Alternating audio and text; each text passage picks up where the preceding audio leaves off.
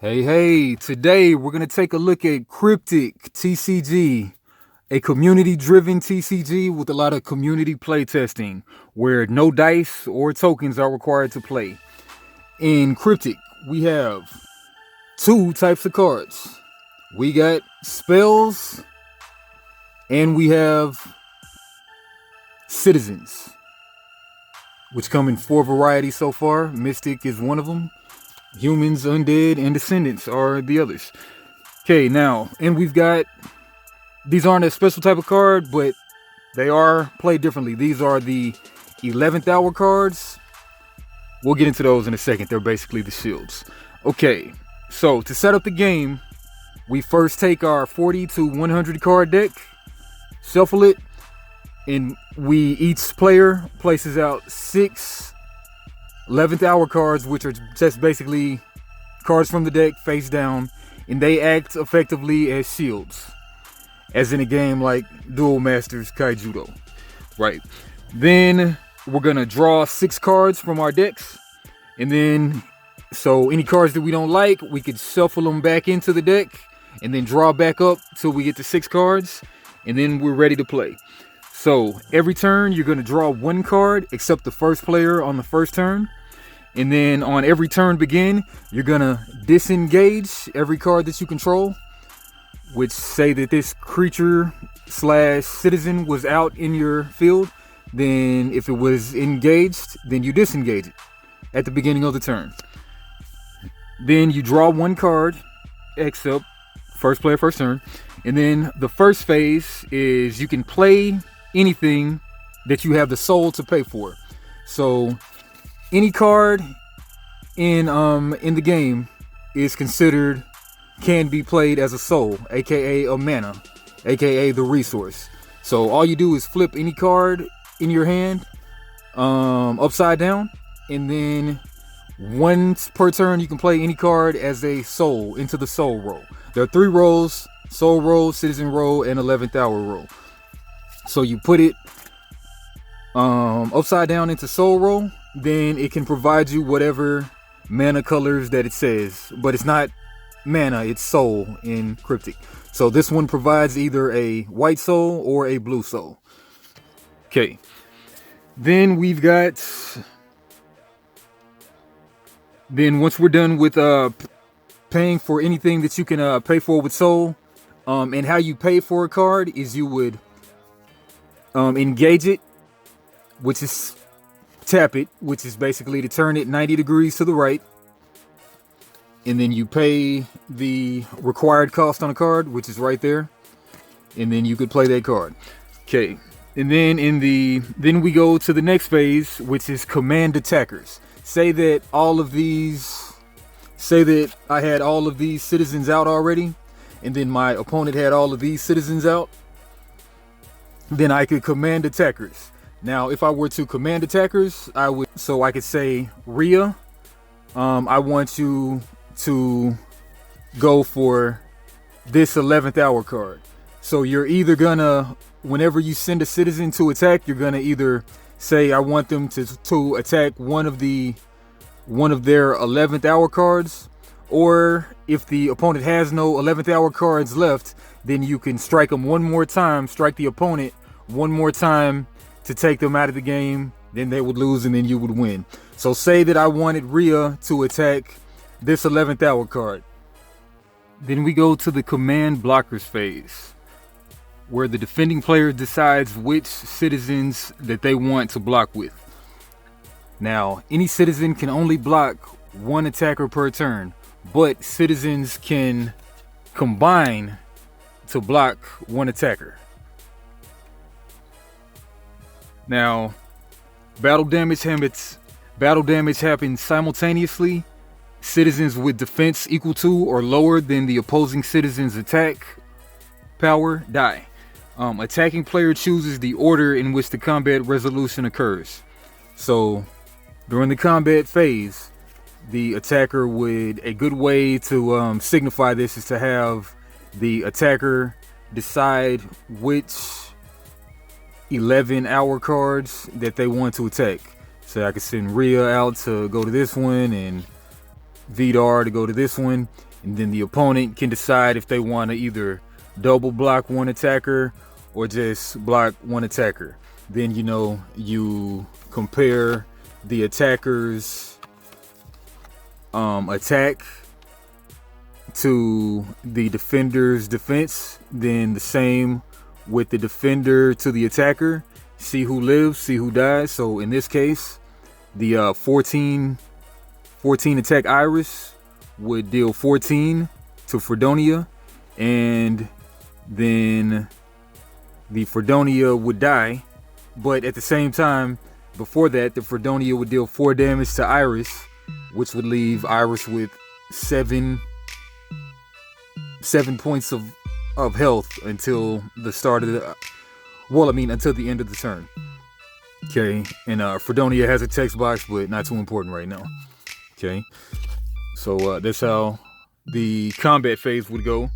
And then we go to the second phase where the attacker can also play any card from hand that they have the soul power to pay for. And then the opponent can do the same. And then we go to the end of phase, the end of turn, where you can still cast spells by paying the soul cost. And then we discard. The attacker discards down to 9 cards max in hand. Okay, and as far as a little deck construction, you can have 3 copies max of any card in your deck. And then like I said, 40 cards minimum, 100 cards max. And then there's also a 4-player free-for-all format, kind of like a Commander, EDH. Then, of course, we've got drafting and sealed in Kryptik.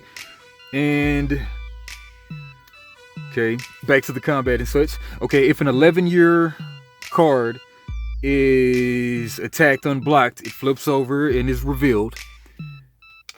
So, say that Rhea goes unblocked, so she would go ahead and these are attacking the opponents. So say that Rhea goes unblocked and then she's attacking this 11th hour card. It would flip. Then the opponent would have the opportunity to play this card for its 11th hour cost, signified by the hourglass. So the 11th hour cost of this one is 2 generic soul. So the opponent could actually pay 2 soul of any color and then actually get to play this card into the island, aka Citizen Row. And then they could have that card. And they don't have to, and if they choose not to or don't want to pay for the 11th hour cost to play it, they just add it to their hand. So that's what happens with 11th hour cards that are breached, that go unblocked. Yeah. Okay.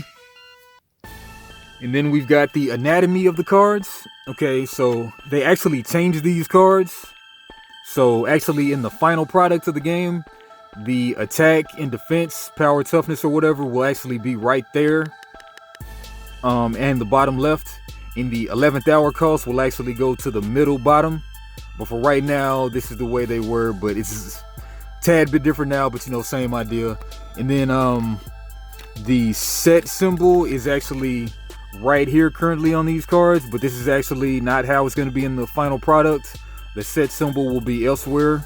This set symbol is G for Genesis, but the soul cost will actually be in that place right there. So the soul cost will be right in the top right to cast the cards. Okay. So we've got, the soul cost will be in the end product. The soul cost will be right there, but currently it's right here. And then we've got the 11th hour cost will be right here in the middle, but right now it's here.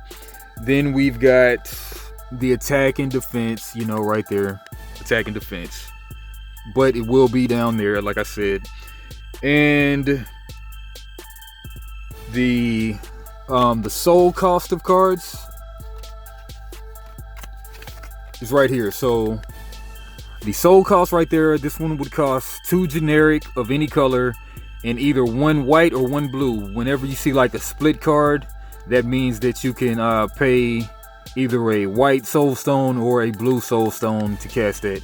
But all in all, 4 but 2 of them can be generic, any color. These 2 remaining have to be either white or blue. And of course, when a card is in being cast as in soul row, so as a soul stone, then you would play it here, and then it can actually gain you 1 white or 1 blue soul stone per turn in soul row.